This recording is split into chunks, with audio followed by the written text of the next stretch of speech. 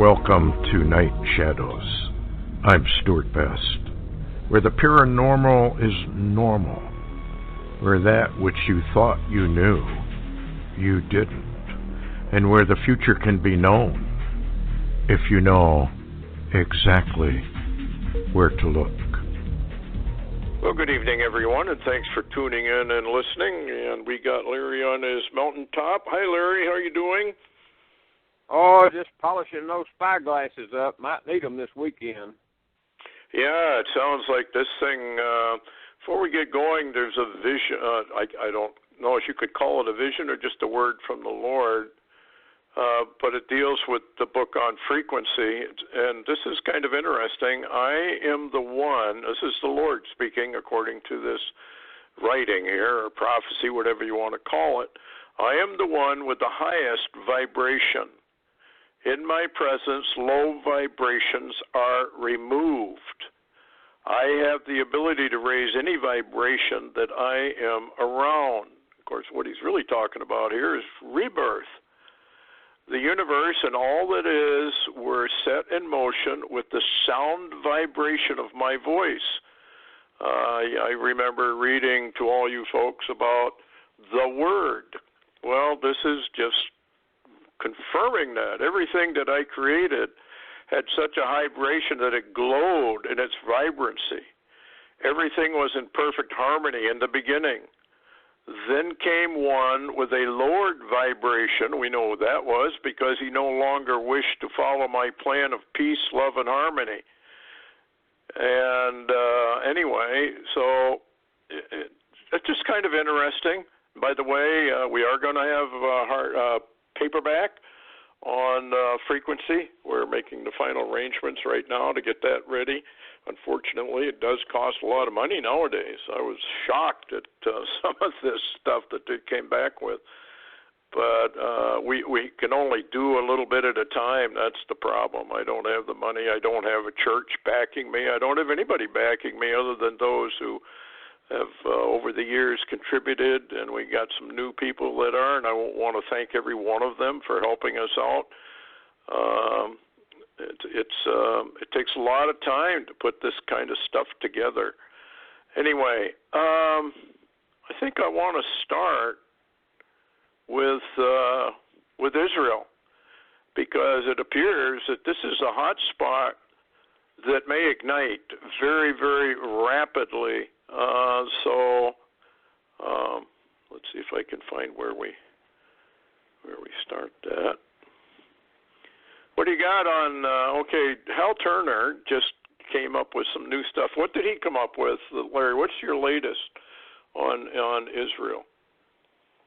He's got a rather extended commentary article he just put up on Israel after he had put up over the last 4 or 5 days updates of the gathering storm, if you will, between Israel and Gaza, the Palestinians and the Iranians.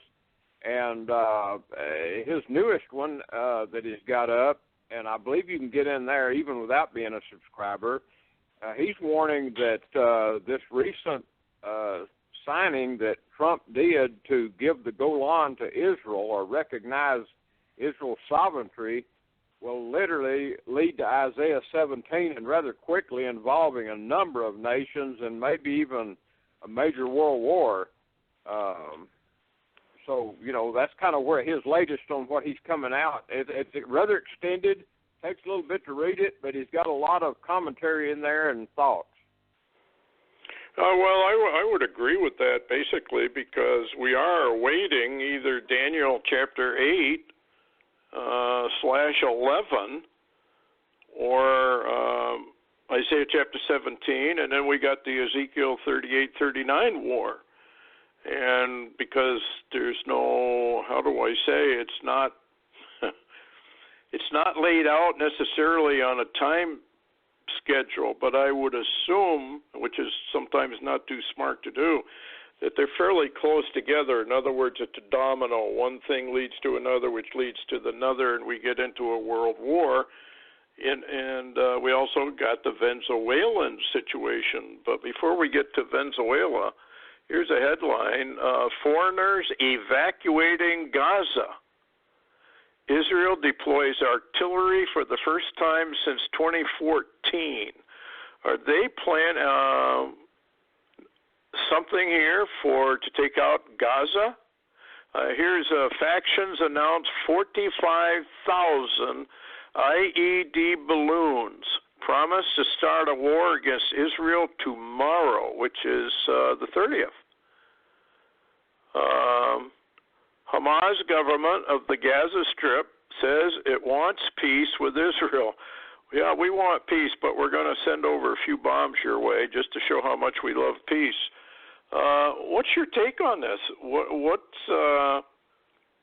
Is this going to lead to an immediate war, or are they that stupid? Because there's no way they're going to win against Israel. Well, I can encapsulate that whole question you gave me with one word: Iran. Hamas is being directed by Iran to go to war because Iran and Russia and the Syrians and Hezbollah want the Golan Heights and all the energy under the Golan Heights, and they think it's time to take it now that it's been directed as sovereign Israeli territory. Interestingly, Hamas is even admitting their attack started with Iran ordering the attacks. Iran's pulling the strings. And what's interesting is if you read Hal Turner's deal quite extensively, it'll show a scenario where Iran has plans to literally attack Israel from all sides at the very same time, beginning with the Palestinians. And by the way, the Palestinians have declared a 1 million-man march into Israel out of Gaza and the Gaza Strip beginning to March 30th and 31st, and say they're going to attack Israel. Israel has massed, an incredible amount of armor. They're going to stop them. So all you got in that scenario is a war, but when this starts, reports are from Hal Turner that Hezbollah, and we already know that we verified that, Hezbollah has plans to launch their missiles against Israel, out of Lebanon, and then the Syrians and Iranians will launch out of Syria, and Israel is going to be tied up fighting a war on all fronts, while at the same time that big force that Soleimani put together is just about ready to march on the Golan to try to take it. So it's and of course, Hal Turner says Isaiah 17 and maybe leading right on into Armageddon. So Iran is pulling the strings. Of course, they need their Mahdi. They need to have their war in order to have him come out of his swamp or his well or whatever they call it. Kind of reminds me of demonic activity, basically. But they got to have their war to get their peace. However, it goes far deeper, I think, than just Islam and the Muslim world. I think they're being used by deep state, global deep state, not necessarily American deep state, to forge for their World War III. So it does make sense. And, Albert Pike and his 3 world wars, it does start basically in Israel, in that area. It's between Islam and Israel and Christianity. It's basically a religious war at the root of it. What do you think? This sounds like what it is. What's very interesting is the fact that Barry Rothman, March the 26th, just did a new Torah code. He titled it, "Trump Says Golan Heights is Israel, Gaza Rockets Tel Aviv." And he came out with 5 in the matrix, and it's very interesting, the wording, because if this is true, if the wording's true, that situation, and this is separate from Hal Turner, it hasn't got anything to do with Hal Turner, but it says that the Army goes to war. And let me read the words. This is the matrix. Number 1, Golan Heights. Number 2, Netanyahu. Number 3, Syria. Number 4, Gaza. Number 5, to war, the Army. What do you think? Well, that sounds very much like that prophecy. Who was it that gave that prophecy where they were going to get into a war with the Palestinians and they were going to wipe them out? And it would infuriate the entire world. Henry Groover, yes. Yeah. That sounds almost like that's going to come to pass. I mean, what would we do here in America if we were going to be, well, of course we are being attacked and nothing's being done on the border. More people are coming in than have ever come in spite of the military being there. Yeah, right now they've got a new caravan leaving Honduras with 20,000, so that's about 1 million coming up against the border of the United States, and we have no border, and we don't seem to have a will to stop them. So I don't know how you can condemn Israel for defending their border when we won't defend our own. Yeah, well, we got a lot of snowflakes that run the country, and we got a communist agenda. And, I've been warning people for a long time. They call them Democrats. They're not Democrats, folks. They're communists. This is a communist insurrection. They have infiltrated all levels of government for years and years. Trump cannot do this by himself. If the American people are going to sit back, twiddle their thumbs, and just go to the voting booth and vote for Trump, and that's the end of what they do, nothing's going to happen. Now, I don't trust anyone because of Psalm 2. Doesn't exempt anybody, but nevertheless, you got to give Trump credit for what he has done in spite of insurmountable odds. And now this Mueller probe has come to a halt. But do you think the communists in both the Republican Party and the Democratic Party are going to back off on this? They'll just find something else to do. And if they can't find something else to get Trump, they'll kill him. They did it before. They did it to John F. Kennedy. They don't hesitate. They'll kill him if they can't get what they want. I don't think the American people realize how communists operate. And unfortunately, if we don't go down to the level they're at and fight as a street fighter fights, we're going to lose. We're going to lose, folks. Mao over there in China during their revolution said trouble or power comes from the barrel of a gun. That's absolutely the truth. And we won't do that. In fact, we won't even get off our butts, email Congress and say, we're tired of the treason you people are committing. You've shown everything to be basically that you're all communists in the first place. And I think it's time that we started impeachment proceedings against all of you. Are the American people going to do that? Never. Never happen. And so here we are. And God himself has opened our borders. I don't blame Trump. I don't blame our military. I don't blame anybody for it. The Lord has said, I am going to fill you with aliens who are going to come across your border in a fifth column military operation, and I'm going to destroy you. I don't know why people can't believe that. That's what the Lord says, blatantly, openly. I'm going to open your borders. I'm going to fill you with alien fifth column operatives, and when the time comes, they're going to rise up and they're going to destroy you. So you can't blame Obama or Clinton or anybody.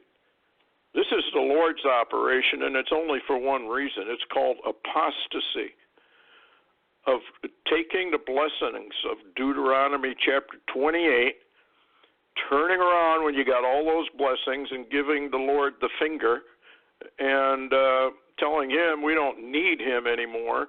We don't want him in our schools. We don't want him anywhere. We don't even want the mention of Jesus Christ. It's offensive to us. What do the people expect? Now we can kill babies as they're coming out of the womb. We can stick a screwdriver in their head and kill them. And the communist, Democrats, far left, progressives, whatever you want to call them, applaud it. If the American people don't rise up and put a stop to this total nonsense of the progressives and the far left, if they don't round them up and ship them over to Kimmy Boy in North Korea and put them in a gulag with a copy of the Constitution so they recognize what the Constitution really says, you're done. America's done. It's down and out. I was taken to Washington a long time ago, and the Lord told me it's over. Done. You have been found weighed. You have been weighed in the balance, and you have been found wanting, just like ancient Babylon. Only our time is taken a long time to do it because the Lord is compassionate. He's full of mercy. But I'm telling you, the hammer is coming down. Look at the flooding. Larry, I mean, this flooding, over 1 million calves now are dead. How about all the cattle? Have you heard any more about that? We're kind of wandering around, but we can get back to Israel. Well, everybody that I know of that has half sense and even one eye can tell that we're going to have really high prices coming up. We don't have crops. We're not going to be able to grow any crops. Everything is destroyed almost across this nation where we grow anything, and the American people are oblivious. But I guess that's okay because we're going to need every drop of food we got to feed aliens that are coming in to eat it.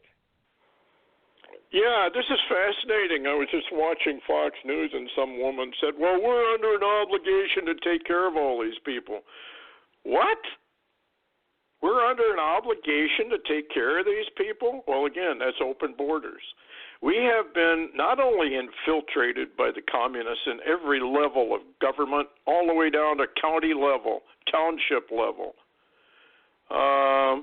It's just amazing, the stuff that's coming out of these people's mouths and how they have betrayed the United States. But they're going to pay an awful price for it because they've forgotten the God factor. They think it's a big mockery. Even the elite, the global elite, they roll on the floor if you mention Jesus Christ. What only idiots would ever believe in anything like that. Stupid is as stupid does. And you can't tell them, just as Daniel says, the wicked will never understand. You could present millions of verses of Scripture pointing out everything they're doing was prophesied 2,500 years ago, and they'll just laugh at you. They have to go to hell. There's no other option. They won't listen. They don't want to listen, and so they go to hell. Unfortunately, as my book in the Frequency points out, the vast majority of Christians likewise are going to end up in eternal ruin. The Bible says so. Matthew chapter 7, where Jesus sends the vast majority of Christians away. Well, I can't do anything about it. I've been warning people about that for years and years and years. So here we are, being infiltrated, about to be destroyed. Trump's hands are tied. He can't do anything. Now he has threatened to close the border. What does that mean, Larry? What does he mean by closing the border? I thought the border was already basically closed. No, it hadn't been closed because you got cars and trucks and commerce moving through the border. He's saying that he may have to close areas of the border. I don't think he's got the guts to shut the border like I would do or you would do. I would shut the entire border with the military. Nothing would move. Mexico would die overnight on the vine. And so would the rest of South America. But what I would do and you would do is why we're dinosaurs and we're not in power, of course. We would be betraying the Lord and His prophecy because the first thing I would do is get rid of the United Nations. I'd close it down. They'd have 24 hours to get out of the country. And then I'd I'd find some experts who knew how to implode a building and bring it down. There's a lot of things that people just don't understand what's going on. And you're right. We would never make it because this is the Lord's judgment upon us. And you're not going to stop the Lord.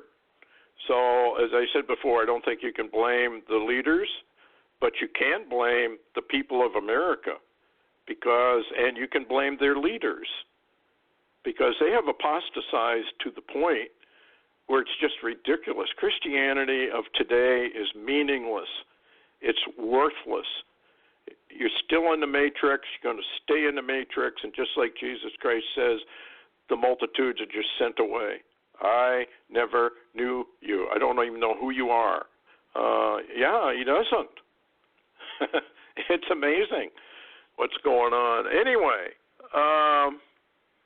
back to Israel. Syria tells United Nations Israeli annexation of Golan Heights leaves no choice but to use force. So this is what you were talking about, right? That they're going to have a war?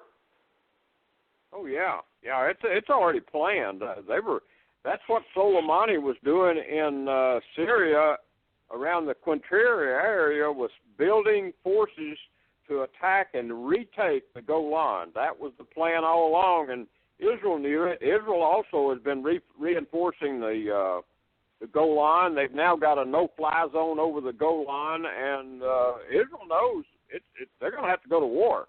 This is not going to work out. So, do you suppose Israel would resort to the Samson option? I mean, we got Isaiah 17. Now, we know that Syria is basically a ruinous heap anyway, or at least Damascus is. But it almost sounds like we're going to have a finishing touch, where they actually go after Assad and simply liquidate him, which they would have to do. In order to do that, they would have to either nuke it, or they'd have to use a multitude of these mother of all bombs, that Moab thing they've got. But basically it says that Damascus becomes a ruinous heap because of the children of Israel. Well, that includes the United States, basically, as well. So if Iran and Russia and Syria join forces to attack, what's Israel going to do? I think that may be what Hal Turner's looking at, as well as the Bible codes that you just read, that this is going to lead to full-scale war. Yeah, it's what do you think? Well, that's what Hal Turner indicates. He says that it appears that the intelligence shows that the plan is that as soon as this war starts for the Golan, Russia's going to use a nuke against Israeli forces. And this is going to back Israel into the corner where they have to completely obliterate Damascus and any forces inside Syria, which means they'll go nuclear. And we already know, Stewart, we've read the plans.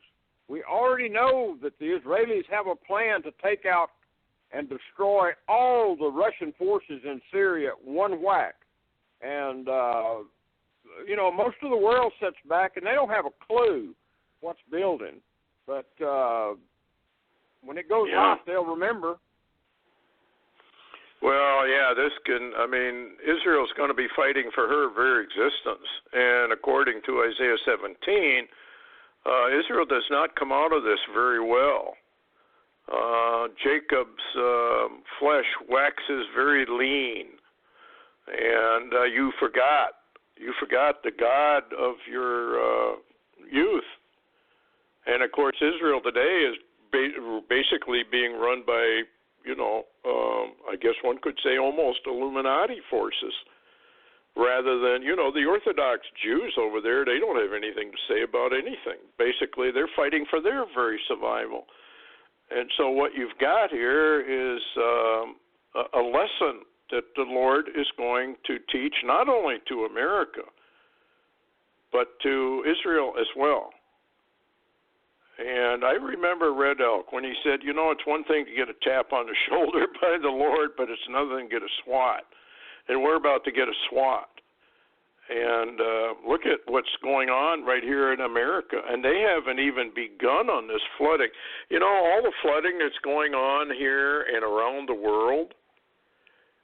When I was reading Daniel, where it talks about Antichrist comes in as a flood, and I'm wondering, I don't know what your take is, but all this flooding, do you suppose the Lord is warning us with these floods, not only to repent, but he's giving us a prophetic warning that Antichrist is about to arrive because of the flooding worldwide, and he's going to come in as a flood. So he's giving us a warning using like and like to tell us if we're watching what's going on. Because we're coming up on something. What do you say? I think good luck on that, Lord. I'll tell you what, Stewart, we have talked for a number of years recently, and especially this last couple of years, we have talked signs from the Lord towards humanity till we're blue in the face. So good luck with one more. Yeah, I mean, it's, you know, he tries. How do I word this? Barry Rothman's stupidity virus. I mean, the things that are going on in the United States and the way the people are behaving in the United States, it's incredulous to me. Absolutely incredulous. I don't know what's going on other than deliberate blindness because of disobedience. And that's what the Lord does. If you're disobedient, he blinds you. And you can't see it. He blinded Israel. You can't blame Jewish people for rejecting Jesus Christ. If you go into Romans, it tells very, very well that he was going to blind them so that they could not recognize the Messiah at all. And the reason he did it was for the church, so that the church would come out. He that is first shall be last. Israel comes in last. Church comes in first. And you know, it's very, very interesting. You go into the Old Testament and it says, summer is over, the harvest is in, summer is over, and we are not saved. And, you know, I've often wondered what happens globally where Israel says the harvest is over, summer is over, and we're not saved. Something must have happened for them to say that. What do you think about that? It's just odd.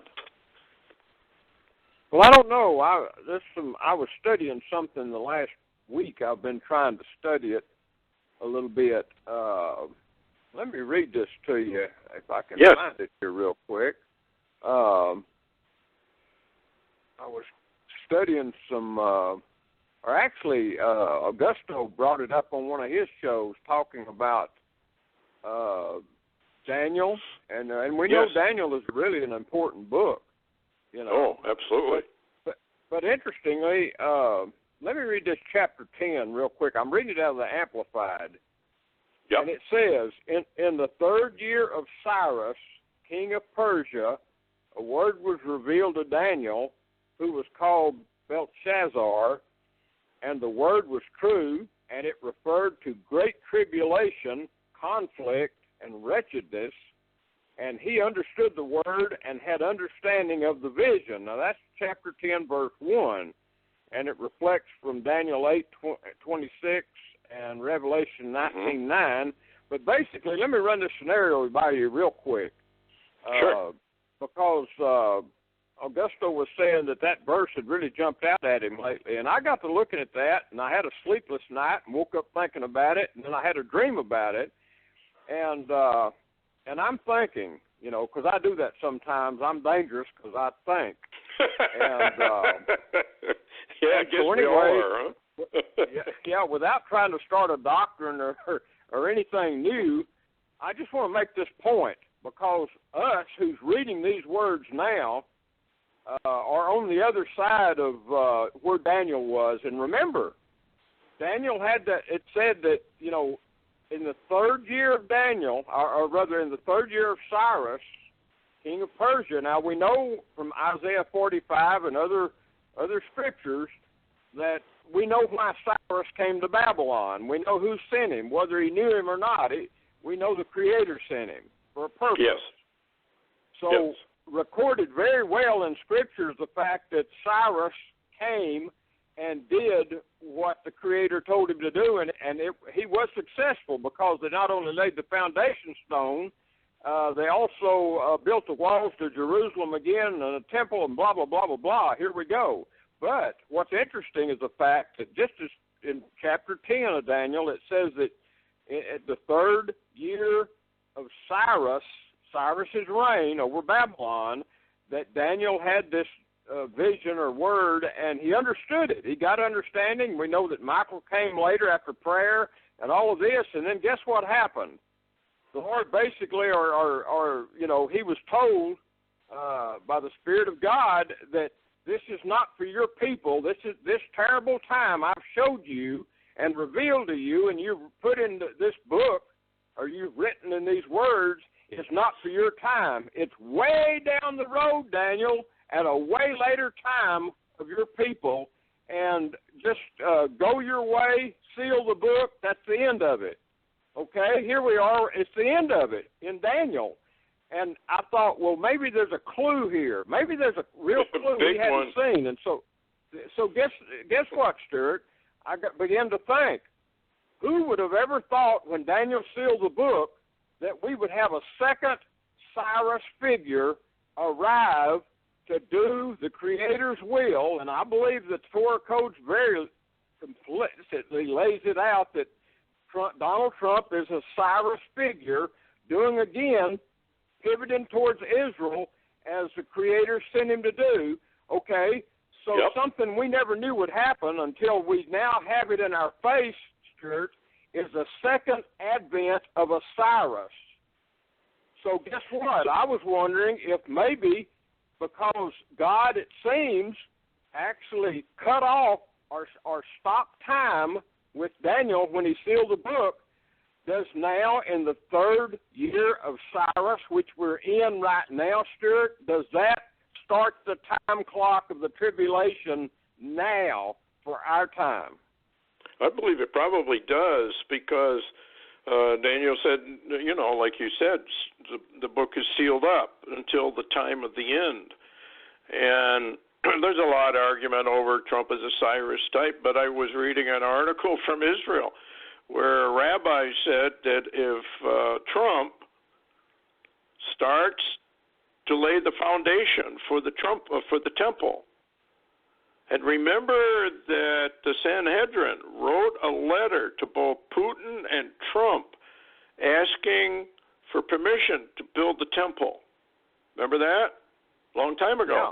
A couple years ago. Yeah. Okay, so they say if he does this, if Trump does this, then he is their political messiah type, Cyrus. Then he will truly be considered a Cyrus type. I think he already is in a lot of ways because what he's doing is systematically bringing Israel's, like the embassy to Jerusalem. The capital of Israel is Jerusalem. They passed in the Knesset that Israel is, what did they call it, a Jewish state. The Sanhedrin is getting ready to come up. The Noride laws are being promulgated. These are very bad laws for Christians because of their blasphemy laws and whatnot that are embedded within the Noride laws. But all of this is coming up right now. So we are entering into, or we are already in, the third year of Trump, parentheses, Cyrus. The tribulation could very easily be, here's my take on it, Larry. We're either awfully close to the whole thing, or we've got a ways to go yet. And the Lord has once again put up his hand and said, not yet. But I see this thing coming down. I don't know about you, but that's my feeling. I just get the feeling that we are, in fact, right on the verge of World War III and the beginning of the New World Order and the rise of the Mahdi, whoever he is. Don't know who he is. Maybe it's Obama, maybe it isn't. I was reading a very interesting article about Israeli rabbis talking about both Obama and Trump. Obama being the good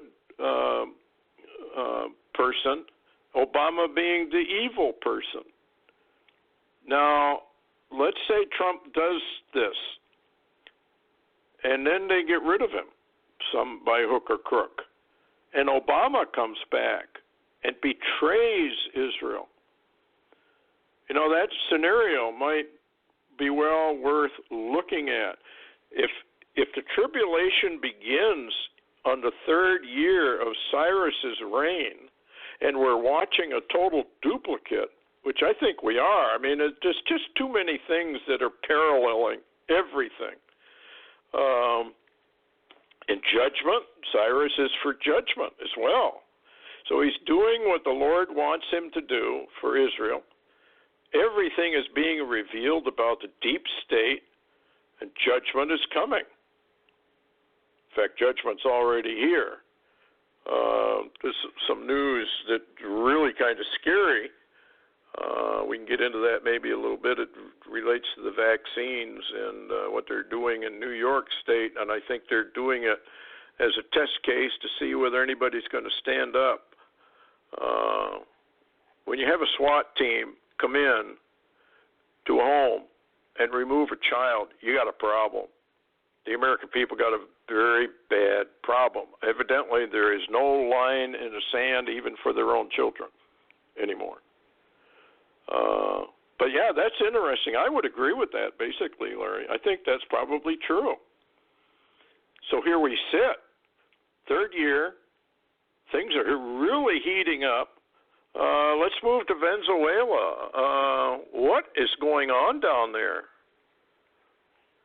Well, matter of fact, we're getting almost zero news out of there, except Russia has moved in forces. I posted an article the other day that I don't even know if anybody even seen that Russia actually has upgraded Venezuela's military. The planes that were flying in, the Russian planes to Venezuela, actually the Minister of Defense of Russia himself came off of one of those planes. So you're not talking about representatives, basically. You're talking about big-time people. And basically, of course, we know that Venezuela just had another second blackout, which Maduro says we're behind. But at the same time, the Maduro is really threatening Trump, and actually now they have outlawed Guaidos.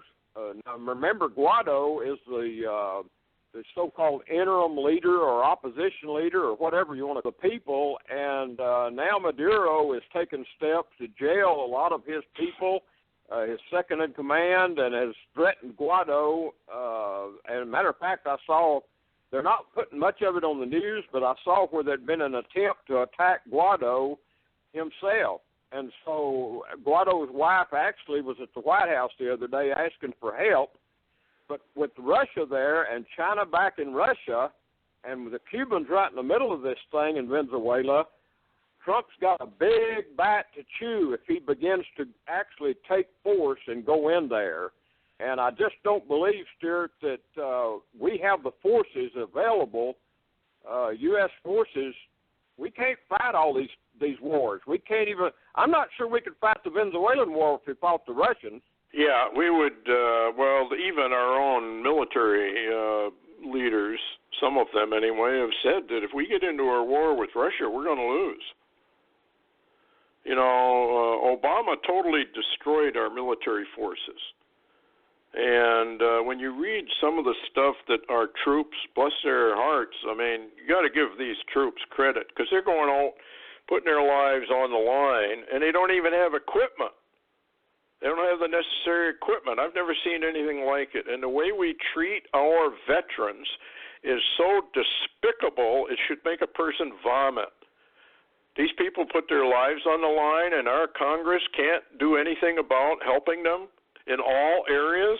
Why do we have all these private things that you see on TV all the time, begging for money to help our veterans? That is the job of the United States government. And I think what we're going to watch here in the very near future is people are just going to refuse to serve.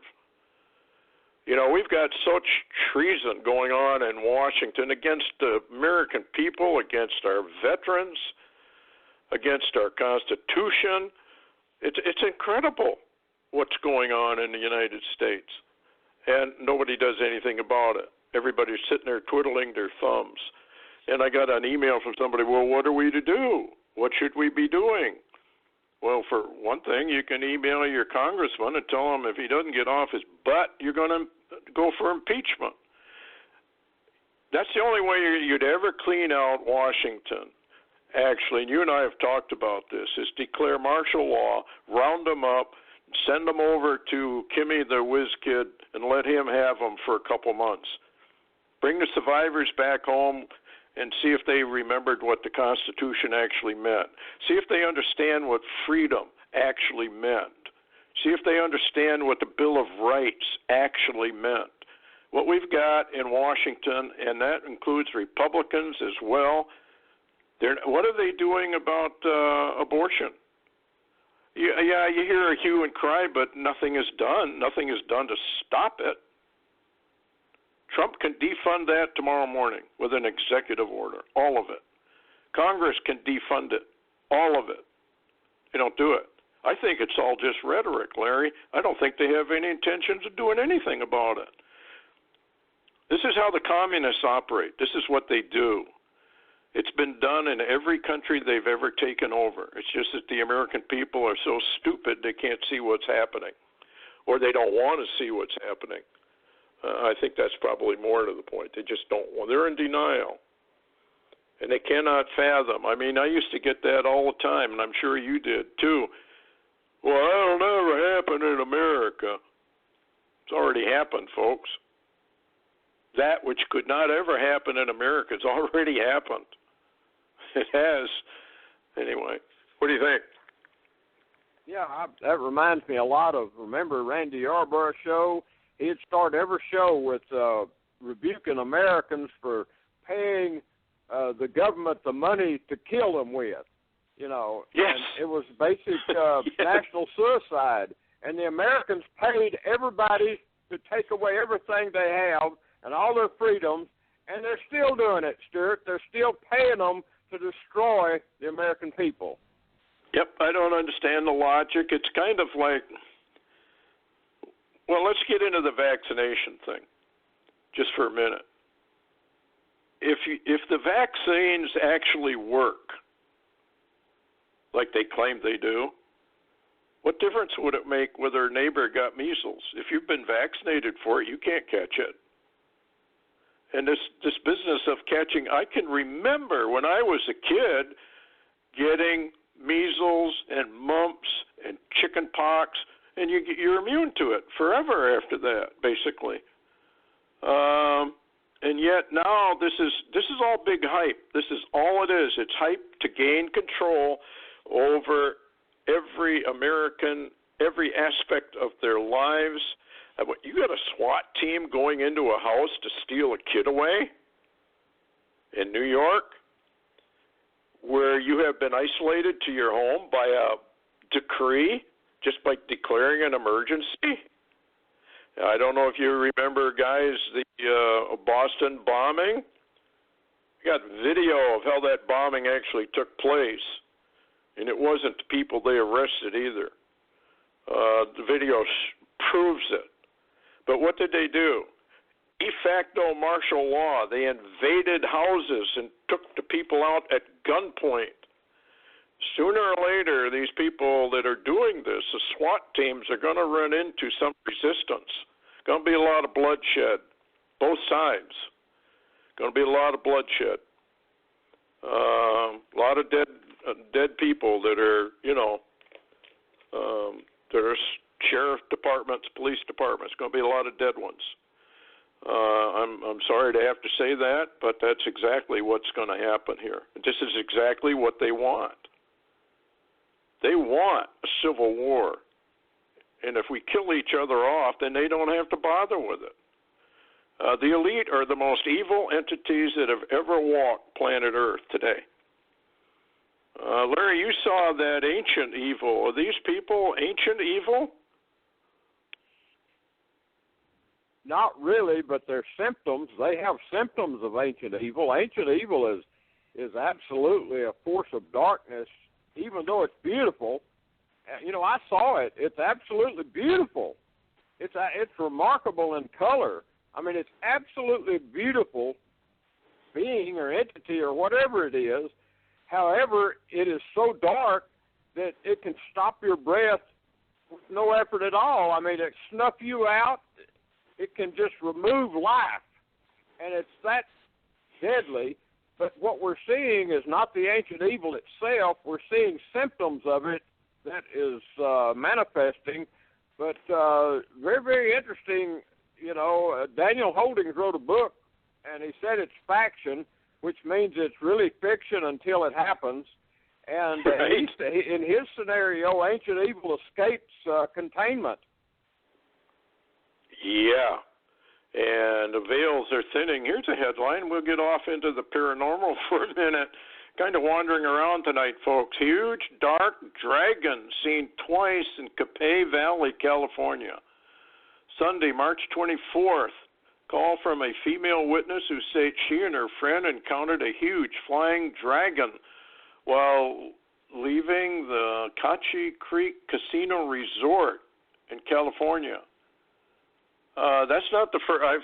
There's a video on YouTube, and I think people probably just think that it was fake. I don't think it was fake. It says the winged being was so big that they felt the vehicle shudder from the force of it passing over them. That reminds me of Darnett. And what was that creature? That creature was a standing creature that appeared to have a head of she said like a birdman or something like that, but it was huge. It had big leathery wings, and when it took off, it shook the whole truck. Yeah, this is what they're saying. So big they felt the vehicle shudder. So, folks, you're going to see a lot more of this kind of stuff. She said the body was thin, almost human-like. Color was dark, probably black. She also stated it looked back at them as it flew over and that it had bright yellow eyes. That would be spooky to see that at night. The witness never saw it flap its wings. It simply glided with ease and speed. It quickly ascended into the darkness. So talk about paranormal, folks. We haven't seen anything yet when it comes to paranormal. The veil is thinning, like Red Oak said. Well, of course, Red Oak couldn't know anything. He was Native American. But you know how that is, Larry. Oh, well, maybe they don't know anything, but a lot of what they have to say is coming to pass exactly as they said it. So what else you got for news? Well, there's a lot of stuff going on.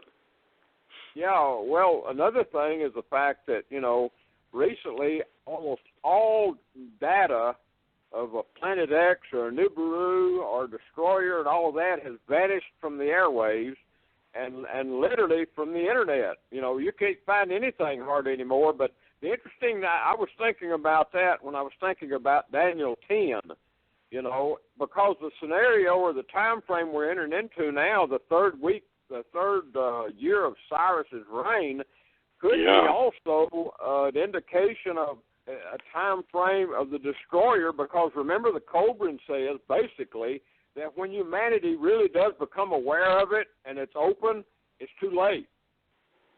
Yeah, there have been some pictures that have been sent to us that are, well, I think some of it could be lens flare, so you just say, okay, that's lens flare. Some of it is definitely not lens flare.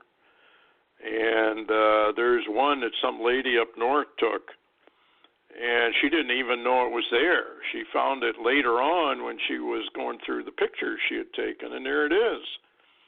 It's probably 10 to 20 times bigger than Jupiter.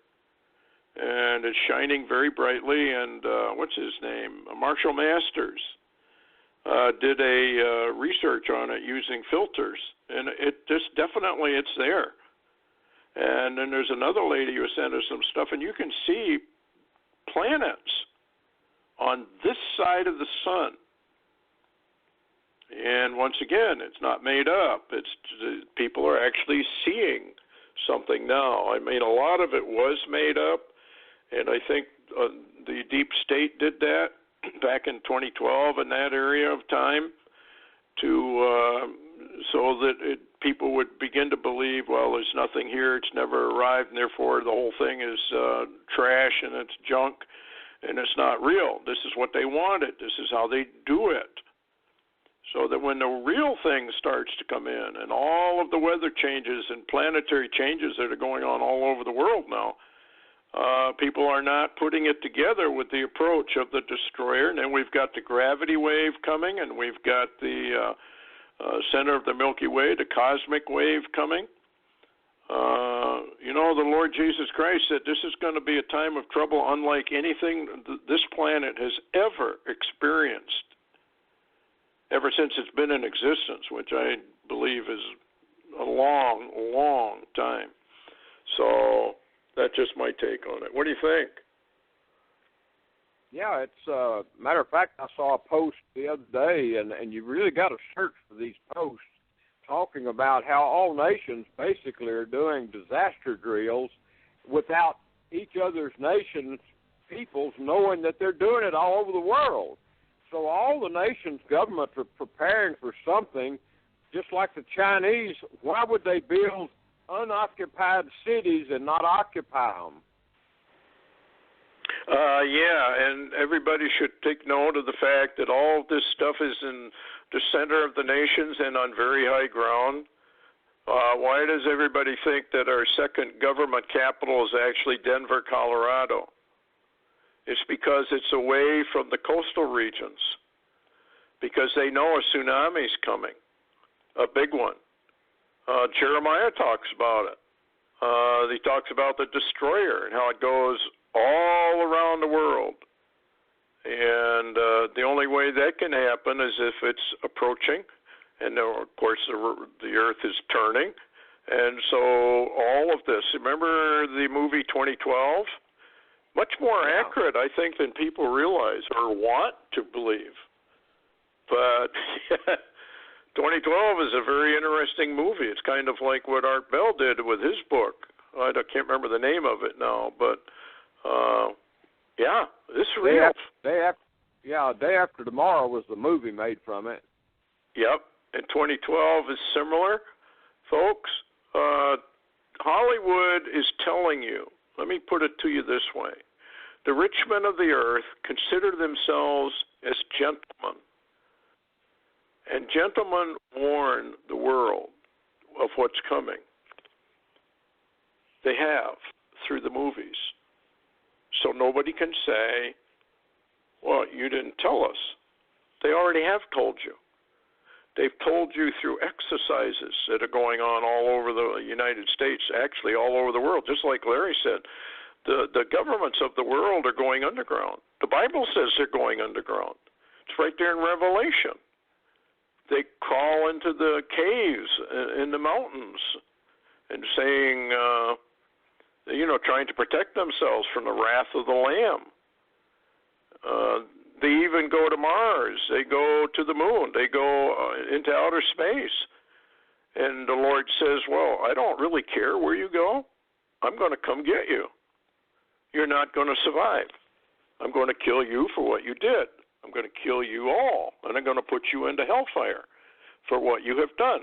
And, of course, the deep state, the elite, they just laugh at that. They mock at that. They think it's a big joke.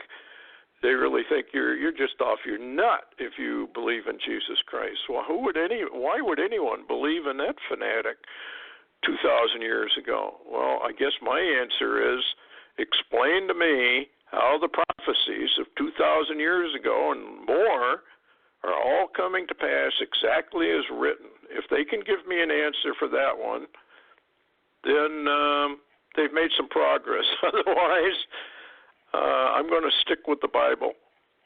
It's coming to true, absolutely true, every word, every dot, exactly as Jesus Christ said it would.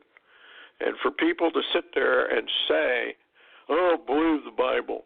Well, you know, a person can believe whatever they want. Doesn't change reality. I've been trying to preach that for a long time. Reality doesn't have a thing to do with what you believe. And the Bible is there to tell you what that reality is. It's a matrix, frequency matrix. You got to get out of it. If you won't, I guess you die. You stay in the matrix. Simple as that. It's very simple, very blunt, very direct, but it is what it is. Any last word here, Larry? We got about 4 or 5 minutes yet. Yeah, one last word is a little bit of wisdom, since everybody hates walls. Okay. Is that the Bible clearly indicates that heaven has walls, but also it seems to indicate that hell has no walls and everyone's welcome. Yes, wide is the gate. And it's open so that you can get in. Straight is the gate that leads the other way. It is amazing how all of this is laid out. We tried to lay it out in frequency to make it very understandable. Think of it this way, folks. The entire universe, the cosmos that we are in, we call it the space-time continuum, time-space continuum, doesn't matter. It's all part of the matrix. We're in lockdown. We are in lockdown. Nobody gets out of here alive. You die. That is how you get out of the matrix.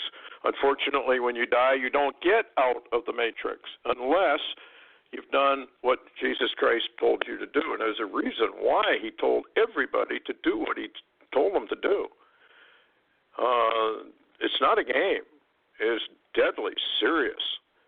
And unfortunately, the vast majority of people die, just as Jesus said, let the dead bury their own dead. And he also said, well, they don't have any clue as to where they're actually going when they die.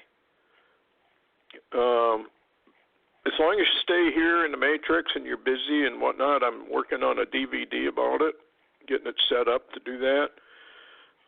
This is deadly stuff, really deadly stuff, and we could be in war anytime now. I think they're about ready to ignite it, don't you, Larry? I just get that impression. Yeah, and as a matter of fact, I posted today a link with Dave Hodges on a new article he's got admonishing Americans public to prepare for EMPs, because Stan Dale's got a new article up that says DHS admonishes American public to prep for 6-month loss of the American power grid. This is public information, Stewart, yet all across America, nobody has a clue. Yeah, they won't. They'll just go rob their neighbor. You know, that's the way it works. I won't prepare. I think I don't want to mention names, but I know somebody got all prepared, went to his neighbor and warned him to prepare, and the guy looks at him and says, why should I prepare? You have. I'll just come take what you've got. Now, I don't know what the reply is, but I know what most people's reply would be. You'll be eating lead is what you're going to eat if you come over and try to steal my family's stuff, you lazy bum. Yeah, Stewart.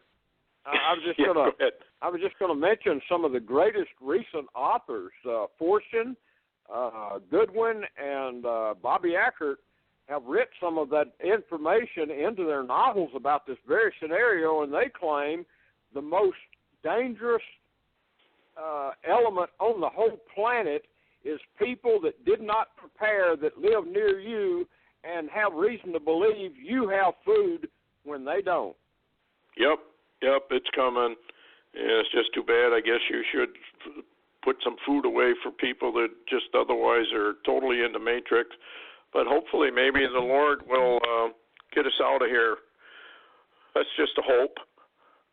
And now abideth faith, hope, and love, and that's it.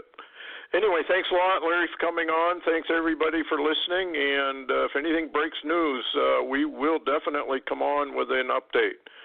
Anyway, good night, folks. Take it easy. Heads up.